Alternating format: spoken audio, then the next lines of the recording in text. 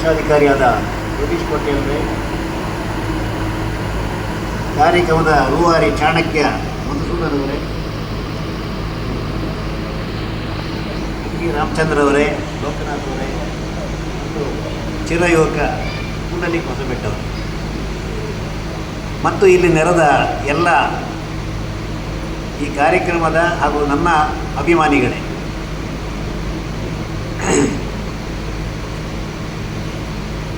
ನನಗೊಂದು 5-6 ಜನ ಫೋನ್ ಮಾಡಿ ಕೇಳಿದರು, ಏನು ರಿಟೈರ್ ಆಗ್ತಾ ಇದ್ದೀರಾ, ಮತ್ತು ಸನ್ಮಾನ ಅಂತ ಅಭಿನಂದನೆ ಅಂತ ಏನೋ ರಿಟೈರ್ ಆಗ್ತಾ ಇದ್ದೀರಾ, ನನಗೆ ಇಷ್ಟವರೆಗೆ ಅಂದಾಜಿಲ್ಲ ನೋಡಬೇಕು ಅಂತೇಳಿ. ಆದರೆ ಇಲ್ಲಿ ಪ್ರಾರಂಭದಲ್ಲೇ ಒಂದು ಘೋಷಣೆ ಮಾಡಿದರು, ನಿಮ್ಮ 70ನೇ ಹುಟ್ಟುಹಬ್ಬದವನ್ನು ಸೇರಿಸಿಕೊಂಡು ಮಾಡುವುದು. ಹಾಗಾಗಿ ಈ ಗೌರವ ನನಗೆ ಪ್ರಾಯ ಆದದಕ್ಕೂ ಒಂದು ಫಸ್ಟ್ 70 ವರ್ಷ ಆಯಿತು. ತುಂಬ ಜನರಿಗೆ ಗೊತ್ತಾಯಿತು ನನ್ನ ಪ್ರಾಯ, ಈಗ ಅದೊಂದು ಸ್ವಲ್ಪ ಬೇಜಾರು ಉಂಟು ನನಗೆ.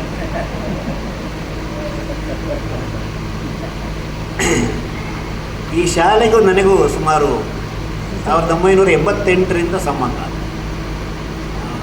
ಪ್ರಾರಂಭದ ಈ ಕಟ್ಟಡದ ವಿನ್ಯಾಸದಲ್ಲಿಯೂ ಅದರ ಉಸ್ತುವಾರಿಯಲ್ಲಿ ಕೂಡ ನನ್ನ ಪಾತ್ರ ಇತ್ತು. ಆಮೇಲೆ ಕೆಳಗೆ ನಮ್ಮ ಚಿಕ್ಕಪ್ಪ ಕೊಟ್ಟ 60 ಸೆನ್ಸು ಜಾಗದಲ್ಲಿ ಒಂದು ಹೈಸ್ಕೂಲ್ ವಿನ್ಯಾಸ ಮಾಡಲಿಕ್ಕೆ ಕೂಡ ನನಗೇ ಅವಕಾಶ ಇತ್ತು. ಹಾಗೆ ಈ ಶಾಲೆಯ ಪ್ರತಿಯೊಂದು ಹೆಜ್ಜೆಯ ಬೆಳವಣಿಗೆಯಲ್ಲಿ ಕೂಡ ನನ್ನದೊಂದು ಕಿಂಚಿತ್ ಸೇವೆ. ಹಾಗೆಯೇ ನಾನು ವಿದ್ಯಾದಾಯಿನಿ ಸಂಸ್ಥೆಯಲ್ಲೆಲ್ಲ ತುಂಬ ಆ್ಯಕ್ಟಿವ್ ಆಗಿದ್ದೆ.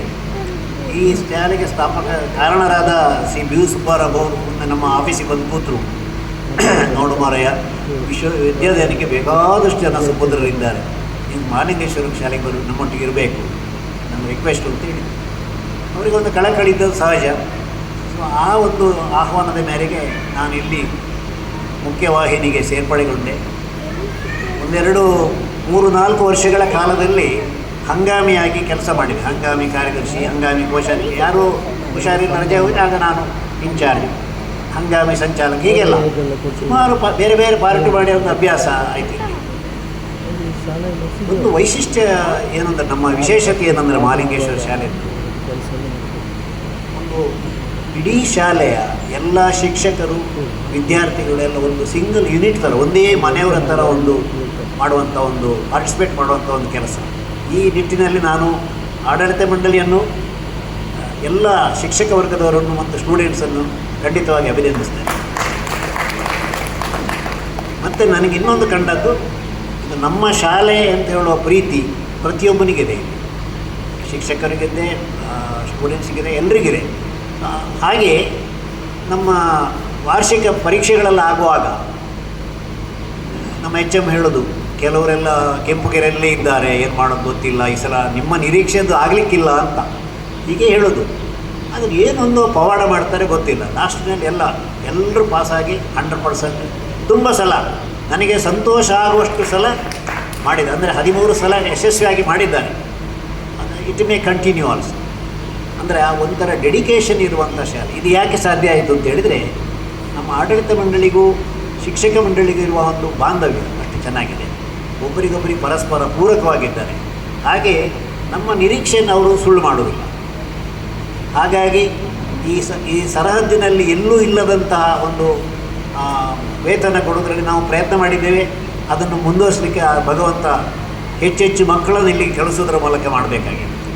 ಈಗ ನಮಗೆ ಫಿಸಿಕಲ್ ಪ್ರಯತ್ನ ಸಾಕಾಗೋದಿಲ್ಲ, ಇಲ್ಲಿಗೆ ಬೇರೆ ಪ್ರಯತ್ನಗಳು ಕೂಡ ಬೇಕಾಗ್ತದೆ. ಅದನ್ನೆಲ್ಲ ಕರುಣಿಸಲಿ, ಈ ಶಾಲೆ ಇನ್ನಷ್ಟು ಅಭಿವೃದ್ಧಿ ಆಗಲಿ ಅಂತ ಒಂದು ನನ್ನ ಆಸೆ. ಇನ್ನು ಮುಖ್ಯವಾಗಿ ಹೇಳೋದಿದ್ರೆ, ನನ್ನ ಗೆಳೆಯ ವಿಶ್ವನಾಥ್ ಶೆಟ್ಟಿ, ನಾವು 2ನೇ ಕ್ಲಾಸಿನಿಂದ ಉದ್ದಕ್ಕೆ ಒಟ್ಟಿಗೆ ಓದಿದವರು. ಆಗ ನಮ್ಮ ಶಾಲೆ ಕ್ಲಾಸಿನಲ್ಲೆಲ್ಲ ಅವರೊಂದು ಮಾದರಿ, ಯಾಕಂದರೆ ಅವರಿಗೆ ಬಾಂಬೆದು ಇನ್ಫ್ಲುಯೆನ್ಸ್ ಆಗಲಿ. ಒಂದು ಟಿಪ್ ಟಾಪ್ ಆಗಿ ಬಿಳಿ ಚಡ್ಡಿ, ಬಿಳಿ ಅಂಗಿ ಹಾಕಿ, ಒಂದು ಬೆಲ್ಟ್ ಹಾಕ್ಕೊಂಡು, ಕಾಲಿಗೆ ಶೂ ಹಾಕ್ಕೊಂಡು ಬರೋದು, ಒಂದು ವಾಚು. ನಮ್ಗೆ ತುಂಬ ಅಸೂಯೆ ಆಗೋದು ನೋಡುವಾಗ. ಒಂದು ದಿವಸ ನಮಗೆ ವಾಚ್ ಕಟ್ಟಲಿಕ್ಕೆ ಆದರೆ ಅಂತ, ಅಂದರೆ ಆ ಥರದ ಒಂದು ಸಿಚುವೇಶನ್. ದೇವರವರಿಗೆ ಎಲ್ಲ ರೀತಿಯ ಒಂದು ಆಶೀರ್ವಾದ ಕೊಟ್ಟಿದ್ದಾರೆ. ಈಗ ಅವರು ಈ ಅಸೂಯೆ ಆಗಬಾರ್ದು ಅಂತೇಳಿ ಪ್ರತಿ ಶಾಲೆಗೂ ಲಕ್ಷಾಂತರ ರೂಪಾಯಿಗಳನ್ನು ದೇಣಿಗೆಯಾಗಿ ನೀಡ್ತಾ ಇದ್ದಾರೆ. ಅವರಿಗೆ ಈ ಶಕ್ತಿಯನ್ನು ಇನ್ನಷ್ಟು ಕೊಡಲಿ. ಯಾಕಂದರೆ ಯಾವಾಗಲೂ ಕೊಡುವನ ಕೈ ಮೇಲೆ ಅಂತೆ, ತಗೊಳ್ಳೋನ ಕೈ ಕೆಳಗಿರೋದು. ಹೀಗೇ ಅವರ ಕೈ ಮೇಲೇ ಇರಲಿ, ಕೆಳಗಿನವರಿಗೆಲ್ಲ ಸಿಗ್ತಾ ಇರಲಿ. ಈ ಒಂದು ಸಂದರ್ಭದಲ್ಲಿ ನನ್ನನ್ನು ಅಭಿನಂದಿಸಲಿಕ್ಕೆ ಬಂದ ಅವರಿಗೆ ನಾನು ವೈಯಕ್ತಿಕವಾಗಿ ನನ್ನ ಧನ್ಯವಾದ ಕೂಡ ಹೇಳಲಿಕ್ಕೆ. ಇನ್ನು ಈ ಮೊದಲು ಈ ಶಾಲೆಯ ಅಧ್ಯಕ್ಷರಾಗಿ ಡಾಕ್ಟರ್ TR ಶೆಟ್ಟಿ ಇದ್ದರು. ಅವರು ಕಾರ್ಯಕ್ರಮಕ್ಕೆ ಬರಲಿಕ್ಕೆ ಆಗೋದಿಲ್ಲ ಅಂತ ಹೇಳೋ ರೀತಿಯಲ್ಲಿ ಒಂದು ಮೆಸೇಜ್ ಹಾಕಿದ್ದಾರೆ. ಆ ಮೆಸೇಜ್ ಹೋದ್ಮೇಲೆ ಇನ್ನೂ ಖುಷಿ ಆಯಿತು. ಅಂದರೆ ಈ ಅಭಿನಂದನೆ ಸತೀಶ್ ರಾಯರಿಗೆ ಅಂತಲ್ಲ, ನಮಗೆ ನಾವೇ ಕೊಡುವಂಥದ್ದು. ಅಂದರೆ ಯಾರು ಸರಿಯಾಗಿ ಕೆಲಸ ಮಾಡಿದರೆ ಅವರನ್ನು ಗುರುತಿಸುವಂಥ ಕಾರ್ಯಕ್ರಮ. ಆದ್ದರಿಂದ ಇದು ಒಳ್ಳೆಯ ಪರಂಪರೆ, ಇದು ಮುಂದುವರಿಯಲಿ ಅಂತೇಳಿ ಅವರು ಆಶೀರ್ವಾದ ಮಾಡಿದ್ದಾರೆ. ಅವರನ್ನು ಕೂಡ ನಾನು ಈ ಸಂದರ್ಭದಲ್ಲಿ ನೆನೆಸ್ಕೊಳ್ತಾ ಇದ್ದೆ.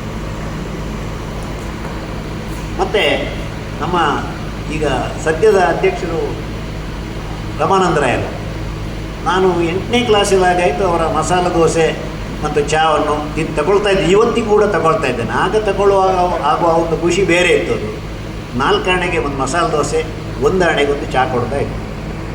ಅಂದರೆ ಅದೇ ಲೆವೆಲ್ ಇದ್ದರೆ ಅದು ಅಲ್ಲೇ ಇರ್ತದೆ. ಅವರು ಈಗ ಅದು 55 ರೂಪಾಯಿ ಇರಲಿ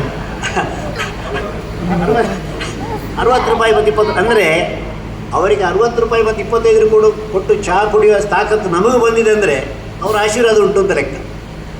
ನಾನು ಕರ್ನಾಟಕ ಬ್ಯಾಂಕಿನಿಂದ ಫಸ್ಟ್ ಒಂದು ವಾಹನ ಲೋನ್ ತಗೊಳ್ಳಿಕ್ಕೆ ಹೋದಾಗ ನಿಮಗೆ ಜಾಮೀನು ಜನ ಬೇಕು ಹೇಳಿದ ಮ್ಯಾನೇಜರು ಅಲ್ಲೇ ಇದ್ದರು. ಇವರಿಗೆ ನಾನು ಆಗ್ತದೆ ಅಂತ ನಮ್ಗೆ ಅತ್ತ ಕ್ಲೋಸ್ ಏನು ಇರಲಿಲ್ಲ. ಸೀದಾ ಬಂದು ಸೈನಿ ಹಾಕಿ ಕೊಟ್ಟು ಇವತ್ತಿಗೆ ಇನ್ಯಾರಿಗೆ ಹಾಕಬೇಡಿ ಅಷ್ಟು ಒಂದು. ಅಂದರೆ ಅಷ್ಟು ಒಂದು ಅವರಿಗೆ ಒಂದು ವಿಶ್ವಾಸ. ಇವರು ನನ್ನ ಇದಂತೆ ಅವರಿಗೆ ನೆನ್ಪುಟ್ಟೋ ಗೊತ್ತಿಲ್ಲ, ನನ್ನ ನೆನ್ಪುಟ್ಟದು ಆಯಿತಾ. ಅಂತೂ ಇದೆಲ್ಲ ಕೆಲವೆಲ್ಲ ಮರೆಯಲಾಗದ ಒಂದು ಬಾಂಧವ್ಯ. ಹಾಗೆ ನನ್ನನ್ನು ಈ ಮಟ್ಟಕ್ಕೆ ತರಲಿಕ್ಕೆ ಮುಖ್ಯ ಕಾರಣ ನನ್ನ ಹುಟ್ಟಿಗೆ ಕಾರಣರಾದ ನನ್ನ ತಂದೆ ತಾಯಿಗಳು. ಅವರನ್ನು ಈ ಸಂದರ್ಭದಲ್ಲಿ ನೆನೆಸಿಕೊಳ್ತೇನೆ. ಮತ್ತು ನನಗೆ ಯಾವಾಗಲೂ ನನಗೆ ಬೆಂಬಲವಾಗಿ ನಿಂತಂಥ ನನ್ನ ಶ್ರೀಮತಿ ಪೂರ್ಣಿಮಾ ಮತ್ತು ಮಕ್ಕಳು ಸಂದೀಪ್ ಮತ್ತು ಶ್ರುತಿ ಮತ್ತು ಮೊಮ್ಮಕ್ಕಳು, ನನ್ನ ತಮ್ಮಂದರು ಸಂತೋಷ್ ಕುಮಾರ್ ಮತ್ತು ಸಂದೇಶ್ ಕುಮಾರ್, ನಾವೆಲ್ಲ ಒಂದು ಫ್ಯಾಮಿಲಿಯವರು ಅಷ್ಟು ಕ್ಲೋಸ್ ಆಗಿದ್ದೇವೆ. ಹಾಗೆ ನಮ್ಮದೊಂದು ಈಗ ಹೊಸ ಸಂಸ್ಥೆ ಸಕಲ ಕನ್ಸಲ್ಟೆಂಟ್ಸ್ ಅಂತ, ಅದರಲ್ಲಿ ಪಾಲುದಾರರಾದ ಬಾಲಕೃಷ್ಣ ಮತ್ತು ಮೋಹನ್ ಕೂಡ ಬಂದಿದ್ದಾರೆ. ಹಾಗೆ ನನ್ನ ಇನ್ನೊಬ್ಬರು ನನ್ನ ಬ್ಯಾಚ್ಮೇಟು 76ನೇ ಇಸ್ವಿಯಲ್ಲಿ BE ಮಾಡಿದ ಬ್ಯಾಚ್ಮೇಟು ಮಿಸ್ಟರ್ ಅಲ್ವಿನ್ ನರೋಣ ಅಂತ, ಅವರೀಗ ಸುರತ್ಕಲ್ನ ಪ್ರಜೆ ಆಗಿದ್ದಾರೆ ಮತ್ತು ನಮ್ಮ ಲಯನ್ಸ್ ಕ್ಲಬ್ಬಿನ ಪಾಸ್ಟ್ ಪ್ರೆಸಿಡೆಂಟ್ ಆಗಿದ್ದಾರೆ. ಅವರೆಲ್ಲ ಬಂದಿದ್ದಾರೆ. ಹಾಗೆ ನಮ್ಮ ರೋಟ್ರಿ ಮಿತ್ರರು ತುಂಬ ಜನ ಬಂದಿದ್ದಾರೆ. ಹಾಗೆ ನನ್ನ ಸೋದರ ಮಾವ 91ರ ಯುವಕ ಪ್ರೊಫೆಸರ್ ರಘುರಾಮರಾವ್ ಬಂದಿದ್ದಾರೆ. ಹಾಗೆ ನನ್ನ ಕ್ಲಾಸ್ಮೇಟ್ ಇನ್ನೊಬ್ಬರು ರಮೇಶ್ ರಾವ್ ಮತ್ತು ನಮ್ಮ ನೆಕ್ಸ್ಟ್ ಪ್ರೆಸಿಡೆಂಟ್ ಆಗುವ ರಾಮಚಂದ್ರ ಅವರು ಕುಂದರವ್ರು ಬಂದಿದ್ದಾರೆ. ಇದೆಲ್ಲದಕ್ಕೆ ಹೆಚ್ಚು ನನ್ನ ಶಿಷ್ಯರಲ್ಲೊಬ್ಬರು ಪ್ರಸಿದ್ಧ ಅಂತೇಳಿ ನಮ್ಮ ಆಫೀಸರಿದ್ದವರು ಬಂದಿದ್ದಾರೆ. ಆಮೇಲೆ ನಮಗೆ ಈಗ ಏನಾದರೂ ಸಡನ್ ತೊಂದರೆ ಆಯಿತು ಏನಾಯಿತು ಅಂತ ಹೇಳಿದ್ರೆ ಇಮಿಡಿಯೇಟ್ ನಮಗೆ ಕನ್ಸಲ್ಟ್ ಮಾಡಲಿಕ್ಕೆ ನನ್ನ ಹಿರಿಯರಾದ ಶ್ರೀ ರಾಮದಾಸ್ ರಾವ್ ಕನ್ಸಲ್ಟೆಂಟ್ ನಾಡಿ ಅಸ್ಟ್ರಾಲಜರ್ ಅವರು ಕೂಡ ಬಂದಿದ್ದಾರೆ. ಮತ್ತು ಎಲ್ಲ ನನ್ನ ಶಿಕ್ಷಕ ಬಾಂಧವರು ಮತ್ತು ಎಲ್ಲರೂ ಬಂದಿದ್ದೀರಿ. ಈ ಸಂದರ್ಭದಲ್ಲಿ ಇನ್ನು ಜಾಸ್ತಿ ಮಾತಾಡಿದ್ರೆ ನಿಮಗೆ ಬೇಕಾದರೆ ಫೋನಲ್ಲಿ ಸಹ ಮಾತಾಡ್ಬೋದು. ಮಧ್ಯಾಹ್ನ 2 to 3 ಮಾತ್ರ ಸ್ವಿಚ್ ಆಫ್, ಬಾಕಿ ಟೈಮಲ್ಲೆಲ್ಲ ಮಾತಾಡ್ಬೋದು. ಹಾಗೆ ನೀವು ಅಭಿಮಾನದಿಂದ ಕೊಟ್ಟ ಒಂದು ಈ ಕಾರ್ಯಕ್ರಮದಲ್ಲಿ ಈಗ ಇನ್ನೊಂದು ನೆನಪಿಸಿಕೊಂಡು ಕಡಂಬೋಡಿ ಮಾಬಲ್ ಪೂಜಾರಿ ಅವರು. ಆಗ ನಾವು ಫಸ್ಟಿಗೆ ಸುರತ್ಕಲ್ಲಿಗೆ ಒಂದು ಬುಲ್ಡೋಸರ್ ತಂದು ನಮ್ಮ ಒಂದು ಗುಡ್ಡೆನೆಲ್ಲ ಲೆವೆಲ್ ಮಾಡಿ ಎಲ್ಲ ಕ್ಲಿಯರ್ ಮಾಡಿದ್ದು. ಆಮೇಲೆ ಅವರ ಹತ್ರ ಒಂದು ಫಸ್ಟು ಒಂದು RCC ಮನೆ ಕಟ್ಟಿಸಿದ್ದು ಅದು ನಾನು ಹೆಮ್ಮೆಯಲ್ಲಿ ಹೇಳ್ತಾ ಇದ್ದೇನೆ. ಆಗ ಅವರಿಗೆ ಇನ್ನೊಂದಿದ್ದಾದರೂ ಮುನ್ಸಿಫರು ಅಂತೇಳಿ ನಮ್ಮ ಸುಬ್ರಹ್ಮಣ್ಯ ಭಟ್ರು. ನಾನು ಬಾಸ್ ಇದೊಂದು ಪಾಪ್ಯುಲರ್. ಹಾಗೆ ನಮ್ಮ ಒಟ್ಟಿಗೆ ಕ್ರಿಕೆಟಲ್ಲಿ ಆಡಿದ ಜನವೇ ತುಂಬ ಎತ್ತರಕ್ಕೆ ಬೆಳೆದ ವ್ಯಕ್ತಿ. ಯಾವುದೇ ಮುಖ್ಯ ಸಮಾರಂಭಗಳ ಇದರಲ್ಲೆಲ್ಲ ಅವರು ಗೌರವಾಧ್ಯಕ್ಷರ ಸ್ಥಾನವೇ ಅವರಿಗಿರುವಂಥ. ಅವರು ಇನ್ನೂ ಎತ್ತರಕ್ಕೆ ಬೆಳೀಲಿ. ಹಾಗೆ ಮತ್ತೊಂದು ಕೊನೆಯಲ್ಲಿ ಕೂತ ಒಂದು ಬಹಳ ಆ್ಯಕ್ಟಿವ್ ಜನ ನಮ್ಮ ಪುಂಡಲಿಕೇಶ ಭಟ್ರು, ಕ್ರೀಡಾಪಟರು. ಅವರು ನಾವು ಸೇರಿ ಅವರು PT ಅಧ್ಯಕ್ಷರಾಗಿದ್ದು ನಮ್ಮ ಕಾರ್ಯಕರ್ತ ಮೆಂಬರ್ ಆಗಿದ್ದಾಗ ಈ ಸೋಲಾರ್ ಪ್ರಾಜೆಕ್ಟಿಗೆ ಭಾಳಷ್ಟು ಓಡಾಟ ಮಾಡಿದ್ದಾರೆ. ಸಾಕಷ್ಟು ಬೈಗಳು ಕೂಡ ತಿಂದಿದ್ದಾರೆ. ಡೊನೇಷನ್ ಕೇಳುವಾಗ ಬೈಯೋದು ಜಾಸ್ತಿ ನಮಗೆ. ಅದೆಲ್ಲ ಹೀಗೆ ಹೇಳಿದರೆ ಸ್ವಲ್ಪ ಅಲ್ಲೆಲ್ಲಿಗೆ ಅದು ಅಡ್ಜಸ್ಟ್ ಆಗ್ತದೆ. ಅಂತೂ ಎಲ್ಲ ಉತ್ಸಾಹದ ಚಿಲುಮೆಗಳು. ಮತ್ತು ನಮ್ಮ ಲೆಕ್ಕಾಚಾರ ಎಲ್ಲ ಸರಿ ಇರಲಿ ಅಂತ ನೋಡಲಿಕ್ಕೆ ಯೋಗೀಶ್ ಭಟ್ಟರು ಇದ್ದಾರೆ, ವಾರ್ನ್ ಮಾಡಲಿಕ್ಕೆ ಸ್ವಲ್ಪ ಹಿಂದೆ ಹೋಗಿ ಹೀಗೆ ಅಂಗಡಿ ಹಿಡಿದು ಎಳಿತಾರೆ, ಹೆಚ್ಚು ಮುಂದೆ ಹೋಗ್ಬೇಡಿ, ಸ್ವಲ್ಪ ಹಿಂದೆ ಬನ್ನಿ. ಆಮೇಲೆ ನಮ್ಮ ಉತ್ಸಾಹದ ಚಿಲುಮೆ ಇವರು ಈ ಮಧುಸೂದನ್ ಅವರು ಈ ವರ್ಷ ಕಮಿಟಿಗೆ ಬಂದ ಮೇಲೆ ನನಗೆ ನನ್ನ ಹೆಚ್ಚು ಜವಾಬ್ದಾರಿ ಇಲ್ಲ. ಅವರು ಡೇ ಟು ಡೇ ಹೋಗ್ತಾರೆ. ಅಧ್ಯಕ್ಷರಂತೂ ದಿವಸಕ್ಕೆ 2 ಭೇಟಿ ಶಾಲೆಗೆ, ಅಂದರೆ ಅವರು ಟೋಟಲಿ ಇನ್ವಾಲ್ವ್. ನಾನು 100% ಆ ಥರ ನನಗೆ ಶಾಲೆಗೆ ಕೊಡಲಿಕ್ಕೆ ನನ್ನ ಹತ್ರ ಅವಕಾಶ ಇಲ್ಲ. ನಾನು ನಮ್ಮ HMಗಳಿಗೆ ಇಬ್ಬರಿಗೂ ಹೇಳಿದ್ದೇನೆ, ಬೇಕಾದಾಗೆ ಕರೀರಿ, ನನ್ನಿಂದ ಏನಾದರೂ ಮಾಡಲಿಕ್ಕೆ ಇದ್ದರೆ ನಾವು ಮಾಡುವ. ಸೊ ಏನಾದರೂ ಹೊಸತಿದ್ದರೆ ಅದನ್ನು ಕಲಿಸುವಂಥ ಒಂದು ವಿಚಾರ. ಸೊ ಒಂದು ನಾನು ಸಣ್ಣ ವಿಚಾರ ಹೇಳಲಿಕ್ಕೆ ಬಯಸ್ತೇನೆ. ಒಂದು ಈ ಸಿಗ್ನೇಚರ್ ಎಕ್ಸ್ಪರ್ಟ್ ಒಬ್ಬರು ಸ್ಟ್ಯಾನಿ ಡಿಸೋಜ ಅಂತ ಮಂಗಳೂರಲ್ಲಿದ್ದರು, ಅವರಿಂದ ಕರೆಸಿ ಒಂದು ಶಿಬಿರ ಮಾಡಿಸಿದ್ರು. ನನಗೆ ಒಂದು ಸಮಾಧಾನ, ಮನುಷ್ಯ ತನ್ನ ಯಾವುದು ಹಸ್ತಾಕ್ಷರವನ್ನು ಬದಲಾಯಿಸೋದ್ರ ಮೂಲಕ ಅವನ ವ್ಯಕ್ತಿತ್ವವನ್ನೇ ಬದಲಾಯಿಸ್ಬೋದು. ಇದು ನಂಬಲಿಕ್ಕೆಲ್ಲ ಕಷ್ಟ, ಬಟ್ ಇಟ್ ವರ್ಕ್ಸ್. ಇದನ್ನು ಪ್ರೂವ್ ಮಾಡಿ ತೋರಿಸಿದ್ದಾರೆ ಅವರು. ಸೊ ಹಾಗೆ ಸಣ್ಣ ಪುಟ್ಟ ಬೇರೆ ಬೇರೆ ವಿಷಯಗಳಲ್ಲಿ, ಅಂದರೆ ಎಲ್ಲವನ್ನೂ ಕಲಿಯುವುದಂತ ಕಲಿಯುವಂಥ ಒಂದು ಹಂಬಲ ಉಂಟು. ಈಗ ನಿನ್ನೆ ಕೂಡ ಒಂದು ನ್ಯೂಮರಾಲಜಿಯ ಒಂದು ಹೊಸ್ತು ಪಾಠಕ್ಕೆ ಸೇರಿದ್ದೇನೆ ನಾನು. ಅಂದರೆ ಒಬ್ಬರು ಕೇಳಿದರು, ನೀವು ರಿಟೈರ್ ಆಗೋದು ಯಾವಾಗ ಅಂತ. ನಾನು ಹೇಳಿದ್ದು, ಹೋಗೋ ಮೊದಲು ಸುರಿಗೆ ನಾನು ವರ್ಕ್ ಮಾಡಬೇಕು ಅಂತ ಇದ್ದೇನೆ. This is my spirit. So ಇದಕ್ಕೆ ನಮ್ಮ ಹಿರಿಯರ ಆಶೀರ್ವಾದ ಉಂಟು, ನಿಮ್ಮೆಲ್ಲರ ಶುಭ ಹಾರೈಕೆ. ಇನ್ನು ನಮ್ಮ ಒಬ್ಬರ ಬಗ್ಗೆ ಸ್ವಲ್ಪ ಹೇಳಲಿಕ್ಕೆ ಬಿಟ್ಟೋಯ್ತು. ಈಗ ನಮ್ಮ ರೋಟ್ರಿ ಮಿತ್ರ, ನಮ್ಮ ಗುರುಗಳ ಪುತ್ರ ಡಾಕ್ಟರ್ ಅರವಿಂದ್ ಭಟ್. ಸೊ ನನ್ನ ಅಲ್ಲಿನ ಒಂದು ಯೋಗಕ್ಷೇಮ ನೋಡುವುದಲ್ಲದೆ ಕೆಲವಾರು ವಿಚಾರಕ್ಕೆ ಪಾಸ್ಪೋರ್ಟ್ ಇರ್ಬೋದು, ಸ್ವಲ್ಪ ಪೊಲೀಸ್ ಡಿಪಾರ್ಟ್ಮೆಂಟ್ ಯಾರಿಗಾರು ನೋಡಿ ಮಾರಿದ್ರೆ ಇಮಿಡಿಯೇಟ್ ನಮಗೆ ಹೆಚ್ಚಿನ ಕೆಲಸಗಳಾಗೋದು ಹೀಗೆ ನಮ್ಮ ಇಂಟ್ರ್ಯಾಕ್ಷನ್ ಮೂಲಕ. ಈ ಇಂಟ್ರ್ಯಾಕ್ಷನ್ ಜಾಸ್ತಿ ಆದಷ್ಟು ಎಲ್ರಿಗೂ ಒಳ್ಳೆಯದೇ ಆಗ್ತದೆ ಅಂತ ನನ್ನ ಭಾವನೆ. ಇನ್ನೂ ವಿಚಾರ ಹೇಳ್ತಾರೆ, ಸಂಜೆವರೆಗೆ ಹೇಳ್ಬೋದು. ನನಗೆ ಇಷ್ಟು ಅವಕಾಶ ಕೊಟ್ಟಕ್ಕೆ ಈ ಕಾರ್ಯಕ್ರಮ ಆಯೋಜಿಸಿದವರಿಗೆಲ್ಲ ಧನ್ಯವಾದ ನೀಡುತ್ತಾ ನಾನು 2 ಮಾತು ಮುಗ್ತೇನೆ. ಒಂದೇ ಒಂದು ವಿಷಯ, ನಮ್ಮ ಕಾರ್ಯದರ್ಶಿಗಳು ಮಾತಾಡೋದು ಸ್ವಲ್ಪ ಲೋ ಟೋನ್, ಸೀನಿಯರ್ ಅವರು. ಆದರೂ ಉತ್ಸಾಹಿ ಒಂದು ತಿಂಗಳಿಗೊಂದು ಟ್ರಿಪ್ ಮಾಡ್ತಾರೆ. ಇನ್ನಿವಲ್ಲ, ನಾನು ಚಿಕ್ಕಮಗಳೂರಿಗೆ ಬಿಟ್ಟಿರಲಿಲ್ಲ ನೋಡಿ.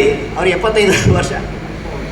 ಸ್ಪಿರಿಟ್ ಒಳ್ಳೆಯದು, ಒಳ್ಳೆಯ ಸ್ಪಿರಿಟ್ನ ಜನಗಳು, ಒಳ್ಳೆಯ ಸ್ಪಿರಿಟ್ನ teachers. So everything is nice. Thank you.